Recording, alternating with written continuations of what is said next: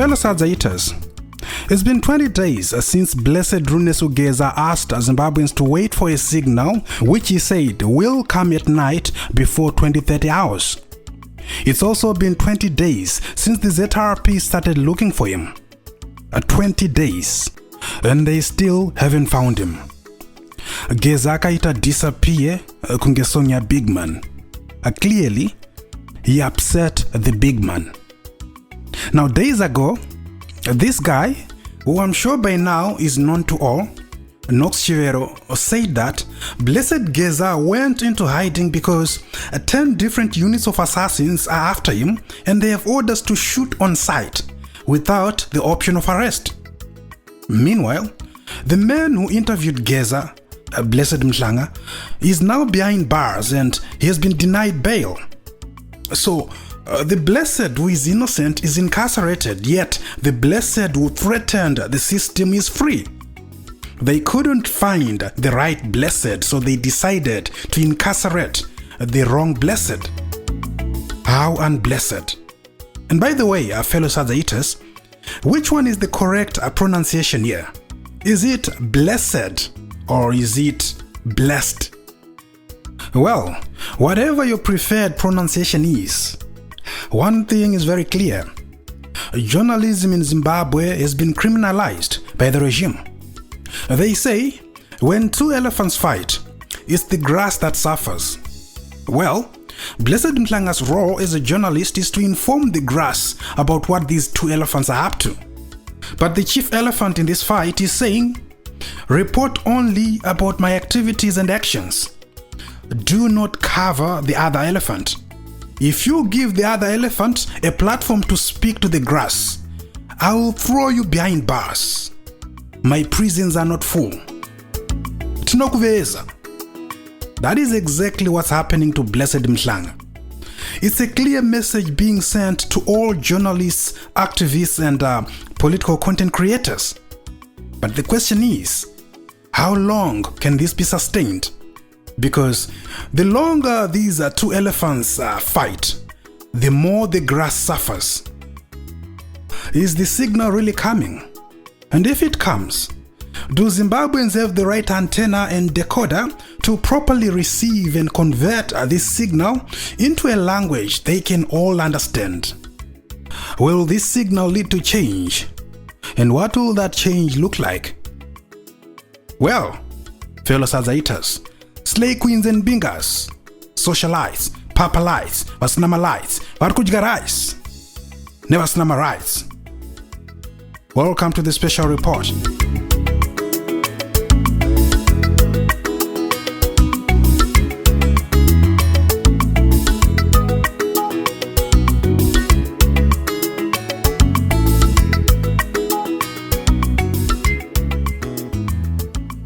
Now, I don't know whether you realize this, but Zimbabwe finds itself in the exact situation that it was 8 years ago before President Mnangagwa took over. It's like we are moving in reverse, and that is very concerning. Zimbabwe is at a crossroads. The amount of political discord is staggering. Any level-headed person can tell that this thing won't end well. Even people like Makandiwa, who have full access to the president, are now publicly calling for Mnangagwa to resolve the ZANU crisis before it gets out of hand. It's unheard of for Makandiwa to publicly give advice to Mnangagwa. Makandiwa has full access to ED.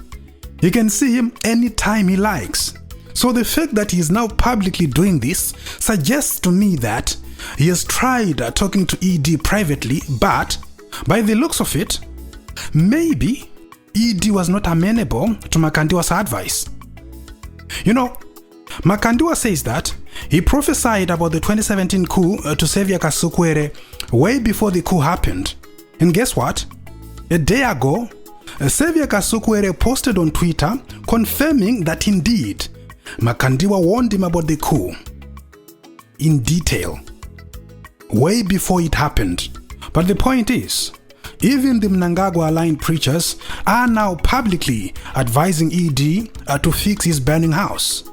Indeed, The fire of factionalism is consuming what ED calls Mbuyaneanda's party. Yes, factionalism has always been a part of Zimbabwean politics, but unlike the MDC-CCC factionalism, the ZANU-PF factional battles are dangerous in that they involve guns. So far, ED and Chiwenga have tried their level best to appear united in public. This has confused the politically unskilled, who say, how can these men who are smiling and laughing together like this be having a political dispute? Look at ED and Chiwenga right here. See how happy they are. See how happy they look. Brothers for life, right? After all, how can two good brothers who united to end the evil rule of the G40 start fighting only 7 years after taking power? Huh? Does it make sense? Look at these photos. It's Chiwenga literally going to the airport to welcome his brother back home. How is it possible that the two might not be seeing eye to eye? Impossible, right? Well, my dear, let me show you this picture of Mnangagwa and Maimujuru in 2012, at a time when the two of them were locked in a vicious factional battle. Maimujuru was leading a faction called Gamma Talks. ED was leading his own faction, which by 2017 became known as Lacoste. But at this point, ED's faction was jokingly referred to as Team Zifukuto, or Weevils. The name Lacoste hadn't come to the fore. So ED and Maimujuru were fighting it out to eventually succeed Robert Mugabe. Maimujuru was the vice president and ED was Minister of Defense. But look at how they would laugh together in public. It was as if they were best friends. They never publicly attacked each other. The attacks on Maimujuru by ED only came in 2014 after the Grace Mugabe interface rallies. Before then, ED never at all publicly attacked Maimujuru. Why? Well, because factional leaders don't do the dirty work. They only do the scheming, the planning, the strategy. They then employ foot soldiers to do their dirty work. And plausible deniability is their modus operandi. What is plausible deniability? The ability to deny knowledge or responsibility for actions taken by people who are working for you. So you get someone to do your dirty work. How you get them to do that is completely up to you, but the point is, you get them to do your dirty work. And then you tell them that if you get caught, I don't know you. So you make it so that none of what they do can ever be traced back to you. That is plausible deniability. It is best achieved when there is no evidence to prove or disapprove a denial of wrongdoing. In other words, if you can't pin it on me and there is zero evidence to pin anything on me, then plausible deniability thrives. ED is the master of plausible deniability in Zimbabwe. It's what made him president. Ask Jonathan Moyo. Ask Godfrey Tsenengamu. They will tell you how they were thrown under the bus by ED. Kurambwa katatu, jongeresa trarira. Kianza kuti, haibodo, handimuzivu uyibodo. Look at this statement by ED in 2016 when he was being accused of leading the Lacoste faction and plotting to remove Mugabe.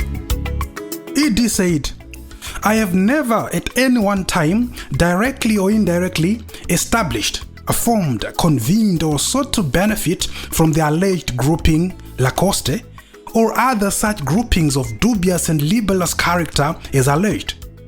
Those are the words of President ED. Of course, at that time, he was vice president.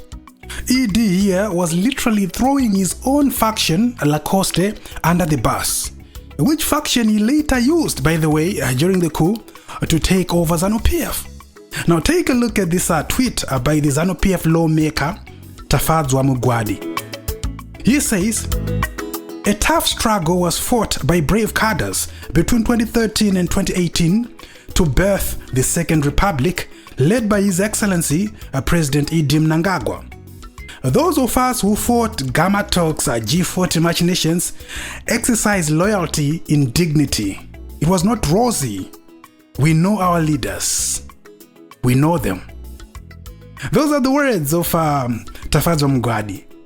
But you can see that whether he realizes it or not, Mngwadi is admitting that ED intensified factionalism from 2013 when he fought and won against Maimujuru, culminating in the 2017 fight against the G40, which he almost lost but eventually won via the gun. So Mngwadi is admitting in 2025 what ED denied in 2016. Had Mngwadi said these things in 2016, ED was going to look at him, nekonezi soso, over at iwe, andikuziveni, andizwari kutaura andizizivi, muka ubike doro, mdzimu yako yakurasha. A plausible deniability. Throw them under the bus. The 2017 coup was a culmination of a plan that had been in motion for a long time. You see, unlike other factional leaders in ZANU-PF, ED was and has always been different. Other factional leaders have always captured party structures, but ED captured key state institutions. This is what enabled him to stage a coup in 2017. That is why, after the coup, the judiciary gave its thumbs up to the military action taken by General Chiwenga in support of ED.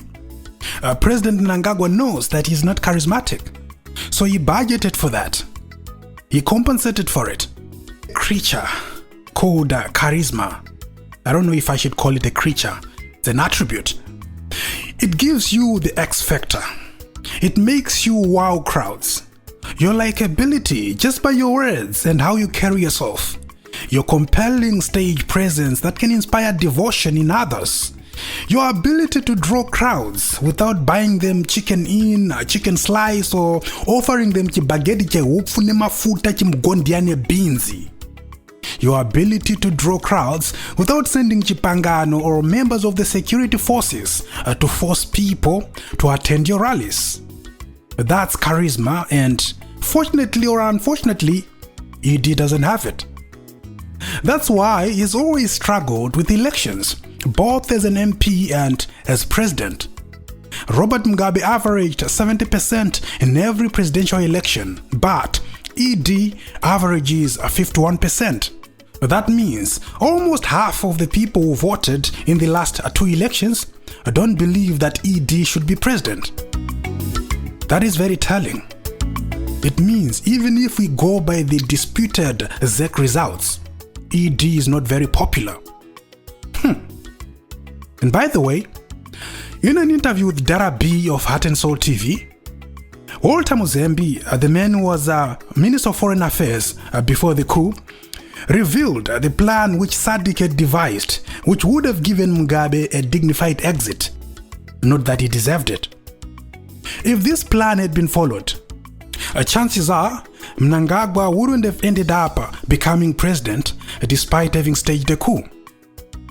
This is because the SADC plan involved elections.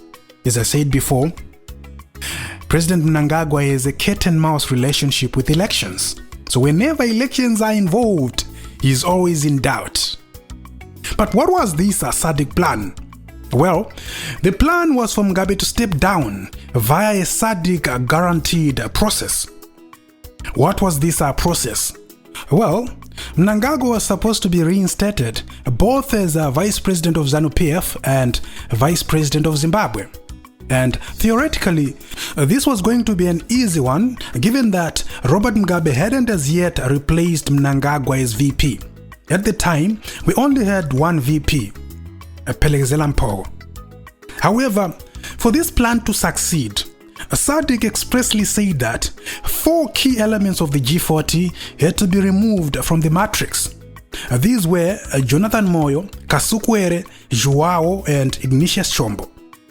The party was then supposed to go to an elective congress where Mnangagwa would then freely compete with others for the position of president. The winner would then become the ZANU-PF presidential candidate, for the 2018 elections, after which Mugabe would then step down, handing over power to the new president. But, as I earlier on stated, ED and elections don't go hand in glove. And so, he, through the military, resisted this plan. But of course, it was wishful thinking by SADC to think that a man who had just staged a coup would willingly subject himself to a democratic process. Those who take power by way of the gun rarely practice a democracy. It is a well-known phenomenon everywhere, because if you can take power by the gun, it means you don't need the people. You have overridden the people, and that gives you a false sense of invincibility. Besides, how could ED revert to the position of VP after demonstrating to Robert Mugabe that he was more powerful than him? Their relationship had irrevocably broken down. There was no way Robert Mugabe could remain president with army generals that had just committed treason. They all knew what was following. They all knew what was coming, what was on the way. He would go after them one by one. And so, they resisted all efforts by SADC to give Mugabe a dignified exit. Not that he deserved one anyway. You live by the sword, you die by the sword. ED, of all people, must know this. But the question is the signal coming? Well, it depends with what signal, you see. Because I fear that people are waiting for something that they don't know, something that they don't understand. Last time, I explained the complexity, if not the impossibility, of what the Geza War veterans are proposing.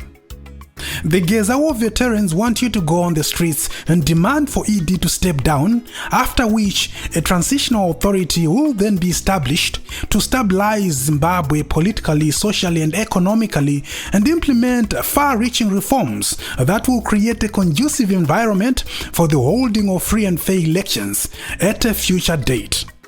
That sounds amazing. I could sign up for that any day, any time, any venue. Brilliant. I love it. What a plan. However, the trouble with that proposal is in the idea of a transitional authority itself. As I explained 2 weeks ago, a transitional authority is not a government of national unity. People are confusing these two. What happened in Zimbabwe from 2009 to 2013 was not a transitional authority. That was a government of national unity, commonly known as a GNU. What Geza and his comrades are seeking is not a GNU. They want a transitional authority. And I explained the difference weeks ago. A transitional authority will signal the end of ZANU-PF, literally. And I don't see the military agreeing with that. Furthermore, the Geza War veterans will not proceed without the blessing of the military. There will be no march if the military hasn't sanctioned it. It seems to me that the signal will only come if the military has agreed to what Geza and his comrades are proposing. But the problem is, what they are proposing chinonzi chisiwonekwe umandara wa amai. Calling for ED to step down is not equivalent to calling for the end of ZANU-PF. I really don't think that the vast majority of military generals want ZANU-PF gone. They may want ED to step down, but they most certainly don't want ZANU-PF gone. There is no rationale for the military establishment to destroy ZANU-PF. Why would they destroy an institution which secures their interests? ED is not ZANU-PF. Don't confuse the two. The only way the military can agree to the establishment of a transitional authority is if that transitional authority is a military one, or at least military controlled. Understand this. The military establishment is a stockholder in our political activities in Zimbabwe. You can't wish them away. If at all there are some in the military who want a people-driven transitional authority, then it means the military is divided. Which brings us to a whole new angle that many people haven't considered. We always assume that the military establishment is one big united force that is always in agreement on everything. People assume that the whole military is anti-2030 and anti-Mnangagwa. That is a dangerous assumption to make. The military establishment is also made up of political players who are capable of taking different political views and belonging to rival political factions in ZANU-PF. That is the complexity of the whole thing. And that is why I said I feel like some of you are waiting for something that you don't know.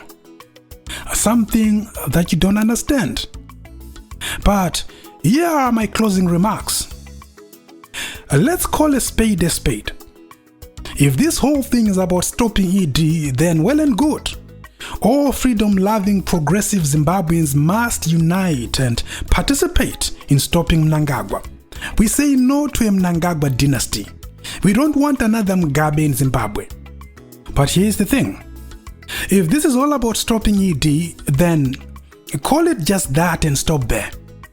Don't include other ideas to get people excited and join your cause.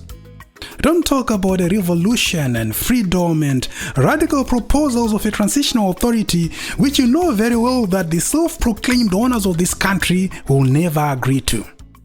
I hope I'm wrong about you. I hope you mean what you say and you say what you mean. I hope this is not a classic case of too good to be true.